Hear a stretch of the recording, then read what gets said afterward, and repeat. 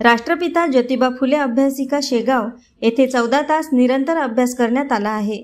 सर्व विद्यार्थी आज सकाळी 7 वाजेपासून तर संध्याकाळी 8 वाजेपर्यंत निरंतर अभ्यास करीत आहेत।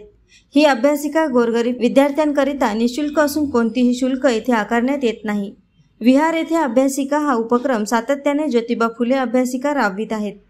गोरगरीब, गरजू व अनाथ मुलांसाठी ही अभ्यासिका जणू जीवन संजीवनी ठरत आहे।